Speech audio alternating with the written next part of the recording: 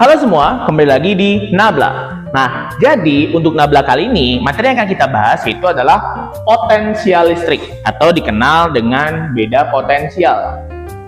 Nah, mungkin kalian sudah pernah dengar ya waktu SMP kemarin atau di SMA juga bahwa ada besaran yaitu V disebut sebagai potensial listrik, yang satuannya adalah volt. Nah, sekarang akan kita bahas bagaimana potensial listrik ini untuk di muatan titik, muatan kontinu, dan bagaimana hubungan antara potensial dengan medan listrik. Nah, yang pertama untuk di muatan titik, jadi muatan titik itu adalah muatan yang hanya terdiri dari sebuah muatan saja, atau muatannya hanya berupa titik atau satu, seperti itu ya. Nah, muatan titik potensialnya dapat dituliskan persamaannya itu V sama dengan H Q per R, di mana potensial listrik itu adalah besaran skalar. Jadi, potensial listrik tidak memperhatikan arah, dia hanya memperhatikan besarnya saja atau magnitudonya saja. Nah, sekarang bagaimana jika muatannya lebih dari satu, muatan titiknya ya, misalkan muatan titiknya ada di sini, kemudian ada di sini, lalu ada di sini, dan sebagainya.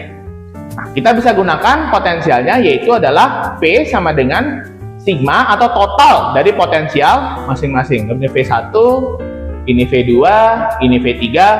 Jadi, potensial totalnya adalah jumlah dari potensial masing-masing muatan titiknya, di mana untuk potensial ini, potensial akan bernilai positif jika ditimbulkan oleh muatan positif, dan potensial akan bermuatan negatif jika ditimbulkan oleh muatan negatif. Jadi positif atau negatifnya nilai V tergantung dari apa? Tergantung dari muatan yang ditimbulkan. Nah, itu untuk muatan titik ya. Nah, sekarang bagaimana kalau untuk muatan kontinu? Jadi di pembahasan kita sebelumnya, kita sudah membahas beberapa muatan kontinu ya, yaitu ada yang Q sama dengan lambda kali L, lalu ada Q sama dengan sigma kali A, lalu Q sama dengan rho dikali V. Ya, di sini akan ada apa? Ada rapat muatan, tergantung panjang, luas, dan juga volume. Jadi, untuk muatan kontinu, potensial listriknya dapat dituliskan yaitu V sama dengan K integral dQ per R. Karena muatan kontinu berarti kita harus menjumlahkan masing-masing partisinya dengan menggunakan integral. Seperti itu ya teman-teman. Jadi, ini hanya mengulang lagi di video-video sebelumnya. Kalau muatan kontinu kita pakai integral, kalau muatan titik kita tinggal pakai sigma atau penjumlahan saja. Nah, sekarang bagaimana hubungan antara V dan juga E, potensial dan juga medan. Jadi dalam medan listrik itu, kemarin sudah sempat jelaskan bahwa medan listrik itu adalah daerah sekitar muatan akibat adanya garis gaya listrik. Nah, bidang ini disebut sebagai bidang ekuipotensial, atau bidang yang ditimbulkan oleh adanya muatan listrik. Nah, bagaimana mencari potensialnya? Potensialnya itu akan kita hitung dari medan yang ditimbulkan oleh muatan itu pada suatu titik tertentu.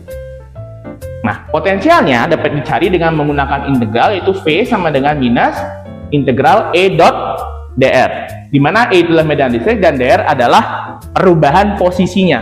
Nah, kenapa negatif? Karena untuk potensial itu kita hitung dari luar ke dalam, bukan dari dalam ke luar. Nah, misalkan contoh nih, untuk di luar bola di titik P, kita misalkan jaraknya adalah R, maka potensialnya adalah minus dari tak hingga sampai R, atau dari titik tak hingga sampai ke titik potensial titik P ini, itu berjarak R. Sedangkan kalau di dalam bola, kita mulai tinjaunya adalah dari luar ke dalam. Berarti dari tak hingga sampai sini dulu, dari daerah tak hingga sampai di permukaannya dulu yang berjari-jari R besar, kemudian dari R besar sampai 0. Ini adalah untuk di pusat bola. Jadi dalam meninjau V dan E itu kita tinjau pertama dari luar dulu menuju ke dalam. Nah, kenapa integralnya minus? Karena kita tinjau dari titik terbesar ke titik terkecil. Makanya secara matematika ini akan menggunakan tanda minus, seperti itu. Nah, jadi V dan E hubungannya adalah bagaimana kita akan menghitung potensial dari bidang ekuipotensial ini. Jadi untuk integralnya sudah bisa dilihat di video-video sebelumnya cara menyelesaikannya. Nah, yang paling penting adalah kalian bisa tahu hubungan antara V dan juga E. Nah, ini berasal dari mana? Berasal dari energi potensial. Kita tahu bahwa energi potensial itu apa? Energi yang bergantung pada posisi. Yaitu W sama dengan mgh ya. Kalau kita tahu kemarin yang bergantung pada gravitasi. Nah, sedangkan kalau pada potensial listrik, energinya yaitu W sama dengan Q dikali V.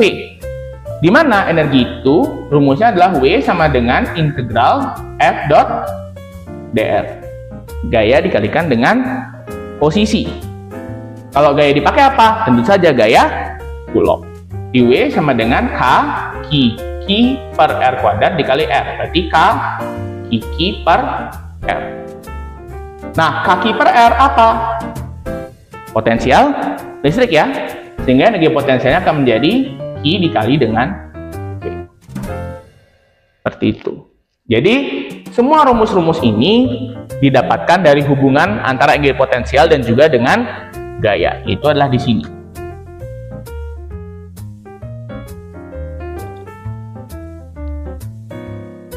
Oke, jadi untuk potensial listrik ini jauh lebih mudah. Kenapa? Karena dia merupakan besaran skalar. Jadi kita tidak meninjau arahnya, tapi kita hanya meninjau besarnya saja dengan menggunakan integral seperti ini.